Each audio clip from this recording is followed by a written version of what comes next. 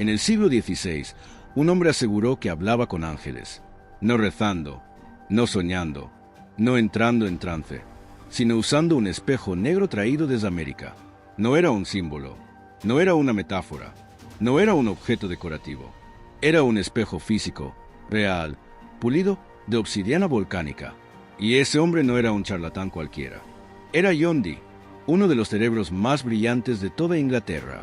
Matemático, astrónomo, cartógrafo, criptógrafo, alquimista y consejero personal de la reina Isabel I. Un hombre al que la corona consultaba sobre navegación, guerra, expansión imperial y cifrado de mensajes secretos. Un científico de élite, que pasó años sentado frente a un espejo negro, esperando respuestas de seres que él llamaba ángeles. Lo más inquietante no es que John Dee creyera en esto. Lo inquietante es que lo documentó todo, palabra por palabra, símbolo por símbolo, sesión por sesión.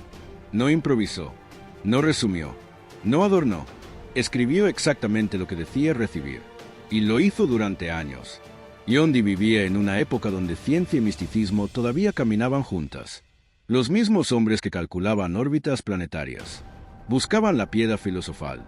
Los mismos hombres que trazaban mapas del mundo, consultaban horóscopos. La frontera entre lo racional y lo oculto no estaba clara. Pero Dee no era un místico sin formación. Era uno de los mayores expertos en matemáticas de su tiempo. Dominaba geometría avanzada, criptografía, astronomía, navegación, cartografía. Sus libros eran usados por marinos ingleses para cruzar océanos.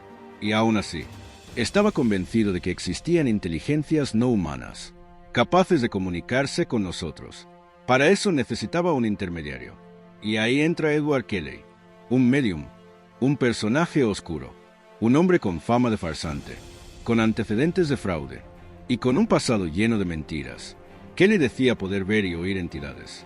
Mirando dentro del espejo negro, decía ver figuras luminosas, decía escuchar voces, decía recibir mensajes, y luego se los transmitía a Dee.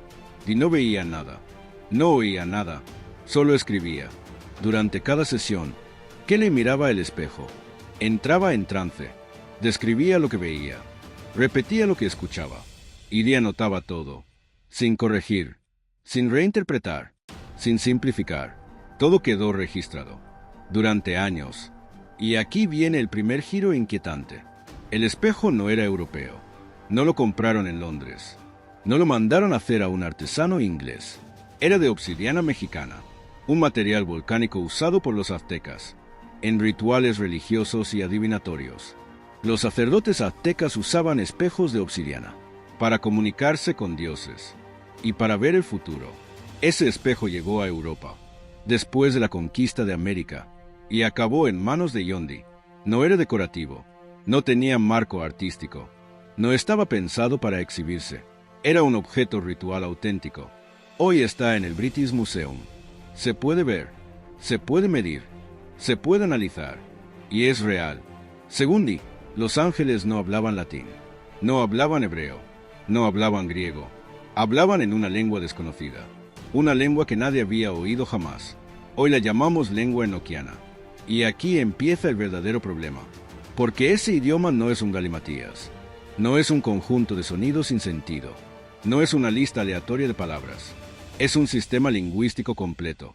Tiene gramática, tiene reglas internas, tiene estructura coherente, tiene sintaxis, tiene símbolos propios, tiene vocabulario consistente, no cambia arbitrariamente, no se contradice, no colapsa, se comporta como una lengua real. Y nadie ha logrado demostrar que Dee o Kelley la inventaran conscientemente. No hay borradores, no hay versiones fallidas, no hay pruebas de planificación previa. Simplemente aparece, sesión tras sesión, mensaje tras mensaje. Todo lo importante de esta historia existe físicamente. El espejo de obsidiana, conservado hoy en el British Museum. Los cuadernos de John Dee, archivados en bibliotecas históricas.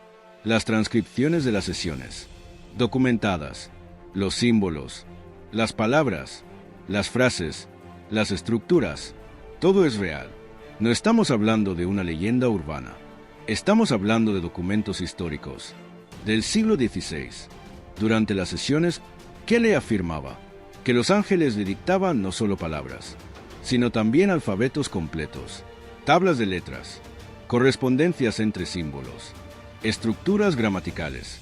Le daban instrucciones exactas de cómo escribir cada carácter, y Dee lo anotaba todo. Aquí entra la primera teoría. Fraude elaborado. Edward Kelly engañó a Dee. Se inventó el idioma, manipuló al genio, usó trucos mentales, usó improvisación. Problema: mantener una lengua con gramática coherente, durante años, sin errores graves, sin contradicciones internas, sin colapsar el sistema, es prácticamente imposible. Sin una planificación lingüística moderna, ni siquiera los mejores lingüistas actuales logran hacer algo así sin dejar rastros.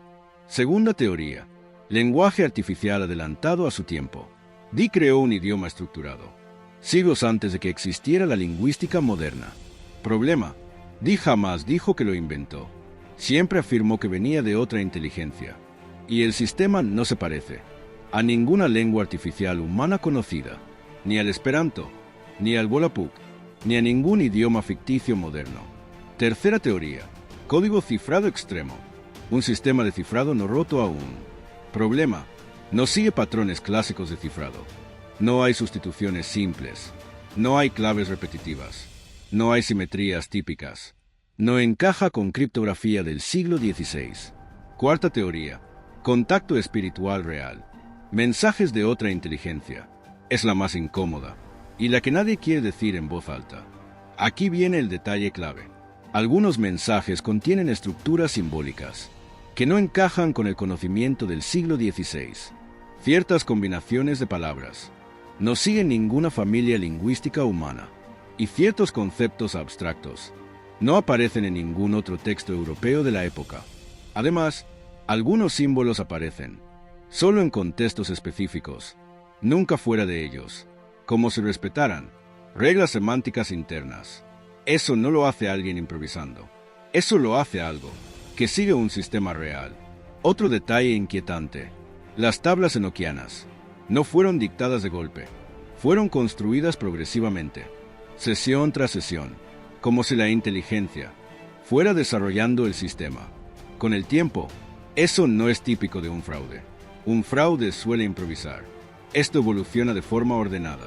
Ahora añade esto: John Dee no ganó nada con esto. No se hizo famoso. No se hizo rico. No fundó una secta. No publicó los textos. No buscó seguidores. Lo mantuvo en privado. Durante años. Si era un fraude, ¿para quién era el fraude? Cadena de responsabilidades. Dee: genio matemático, obsesivo con el orden y la coherencia. Kelly: medium dudoso, pero consistentemente coherente. Objeto ritual azteca auténtico. Idioma estructurado. Registros escritos durante años. Instituciones reales, que lo conservan hoy. Demasiadas piezas reales para reducirlo todo a una simple broma. El espejo sigue existiendo. Los textos siguen archivados. El idioma sigue sin resolverse. Y el hombre que lo usó era uno de los cerebros más brillantes de su época. ¿Fue un genio engañado? ¿Un fraude adelantado a su tiempo? ¿O el primer humano que intentó comunicarse con otra inteligencia? Y si ese espejo funcionó una vez, ¿por qué damos por hecho que ya no funciona ahora?